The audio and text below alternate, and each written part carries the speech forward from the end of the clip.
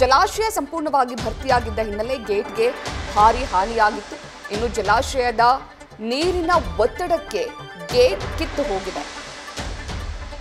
ಇನ್ನು ಗೇಟ್ ತನ್ನಿಂದ ತಾನೇ ಓಪನ್ ಆಗಿದೆ.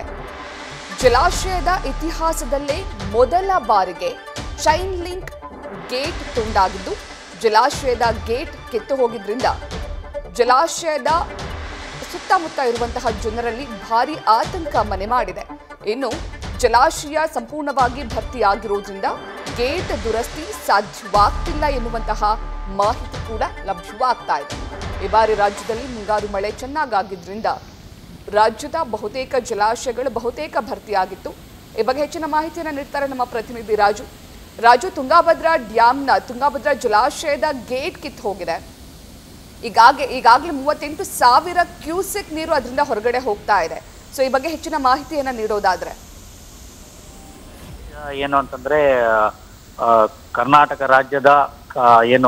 ರಾಜ್ಯ ಆಂಧ್ರ ಮತ್ತು ತೆಲಂಗಾಣ ಮತ್ತು ಕಲ್ಯಾಣ ಕರ್ನಾಟಕ ಭಾಗದ ಕೊಪ್ಪಳ, ರಾಯಚೂರು ಇದರ ಮತ್ತು ಬಳ್ಳಾರಿಯ ಜೀವನಾಡಿಯಾಗಿರುವಂತಹ ತುಂಗಭದ್ರಾ ಜಲಾಶಯದ ಏನು 19ನೇ ಕ್ರಸ್ಟ್ ಗೇಟ್ ಇದೆ, ಅದು ಅದರ ಚೈನ್ ಲಿಂಕ್ ಕಟ್ ಆಗಿ ಇವತ್ತು ಏನಂತಂದ್ರೆ ಅಪಾರ ಪ್ರಮಾಣದ ನೀರು ನದಿಗೆ ಹೊರಕ್ಕೆ ಹೋಗ್ತಿರುವಂತದ್ದು.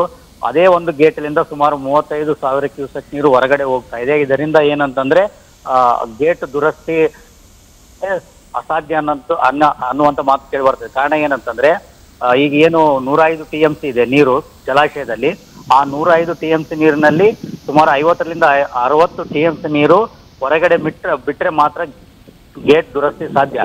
ಕಾರಣ ಏನಂದ್ರೆ ನಿನ್ನೆ ರಾತ್ರಿ ಅದು 11 ಗಂಟೆ ಸುಮಾರಿಗೆ ಗೇಟ್ ಚೈನ್ ಲಿಂಕ್ ಕಟ್ ಆಗಿ ಅಪಾರ ಪ್ರಮಾಣದ ನೀರು ಹೊರಗಡೆ ಹೋಗಿರುವಂತದ್ದು. ನದಿ ಪಾತ್ರದಲ್ಲಿ ಈಗಾಗಲೇ ಏನಂತಂದ್ರೆ ಜನರಿಗೆ ಎಚ್ಚರಿಕೆ ನೀಡಿರುವಂತದ್ದು ಜಿಲ್ಲಾಧಿಕಾರಿಗಳು. ಯಾಕಂದ್ರೆ ಈಗ ಸದ್ಯದ ಮಾಹಿತಿ ಪ್ರಕಾರ ಸುಮಾರು 1 ಲಕ್ಷಕ್ಕೂ ಹೆಚ್ಚು ಕ್ಯೂಸೆಕ್ ನೀರನ್ನು ಹೊರಗಡೆ ಬಿಡಲಾಗ್ತಾ ಇದೆ. ಟೋಟಲ್ ಎಲ್ಲಾ ಗೇಟ್ಗಳನ್ನು 32 ಗೇಟ್ಗಳನ್ನು ಓಪನ್ ಮಾಡುವುದರ ಮೂಲಕ ನೀರಿನ ಪ್ರಮಾಣವನ್ನು ಹೊರಗಡೆ ಬಿಡಲಾಗ್ತದೆ. ಕಾರಣ ಏನಂತಂದ್ರೆ ಒಂದೇ ಗೇಟ್ನಿಂದ ಏನು ನೀರು ಹೊರಕ್ಕೆ ಹೋದ್ರೆ ಅಪಾಯ ಇರೋದ್ರಿಂದ ಆ ಕಾರಣಕ್ಕೆ 32 ಗೇಟ್ಗಳನ್ನು ಓಪನ್ ಮಾಡುವುದರ ಮೂಲಕ ಇವಾಗ ನೀರನ್ನ ನದಿಗೆ ಹರಿಬಿಟ್ಟಿರುವಂತದ್ದು.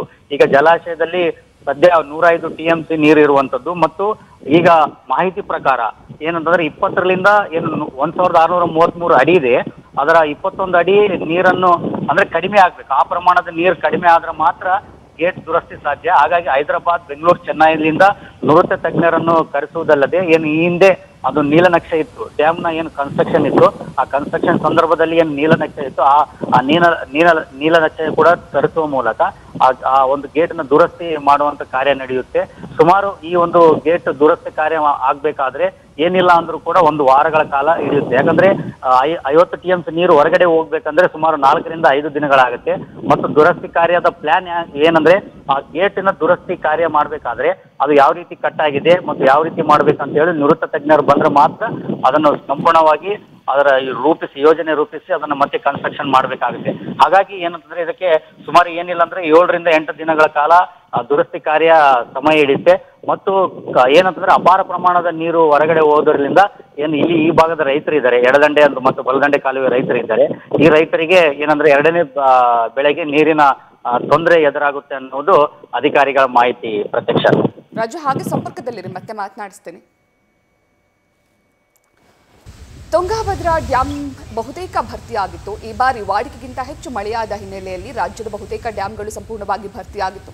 ತುಂಗಭದ್ರಾ ಡ್ಯಾಮ್ ಕೂಡ ಸಂಪೂರ್ಣವಾಗಿ ಭರ್ತಿಯಾದ ಹಿನ್ನೆಲೆ ನೀರಿನ ರಭಸ ಹೆಚ್ಚಾಗಿ ತುಂಗಭದ್ರಾ ಡ್ಯಾಮ್ನ ಗೇಟ್ ಕಟ್ಟಾಗಿದೆ. 19ನೇ ಚೈನ್ ಲಿಂಕ್ ಗೇಟ್ ಕಟ್ಟಾಗಿದೆ. ಇತಿಹಾಸದಲ್ಲೇ ಮೊದಲ ಬಾರಿಗೆ ತುಂಗಭದ್ರಾ ಡ್ಯಾಮ್ನ ಗೇಟ್ ಕಟ್ಟಾಗಿರುವಂಥದ್ದು. ಓವರ್ಲೋಡ್ನಿಂದ ಗೇಟ್ ಕಟ್ಟಾಗಿ ಸುಮಾರು 38,000 ಕ್ಯೂಸೆಕ್ಗೂ ಅಧಿಕ ನೀರು ಹೊರಬಿಡಲಾಗ್ತಾ ಇದೆ.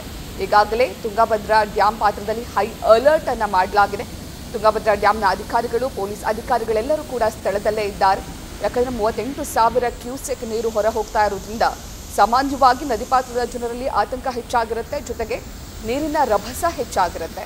ಡ್ಯಾಮ್ ಈಗ ಸಂಪೂರ್ಣವಾಗಿ ಭರ್ತಿಯಾಗಿರುವ ಹಿನ್ನೆಲೆಯಲ್ಲಿ ಗೇಟ್ ದುರಸ್ತಿ ಕಾರ್ಯ ಕೂಡ ಅಸಾಧ್ಯ ಅಂತ ಹೇಳಲಾಗ್ತಾ ಇದೆ. ಯಾಕಂದರೆ ನೀರಿನ ರಭಸ ಹೆಚ್ಚಾಗಿರೋದ್ರಿಂದ ಈ ಮಧ್ಯೆ ಗೇಟ್ ದುರಸ್ತಿ ಕಾರ್ಯ ಕೂಡ ಮಾಡೋದಕ್ಕಾಗಲ್ಲ.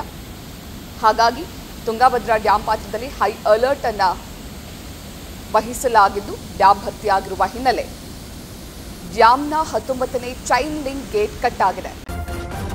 ನ್ಯೂಸ್ ಫಸ್ಟ್ ನಿರ್ಭೀತಿಯಿಂದ ನಿಮ್ಮ ಪರವಾಗಿ.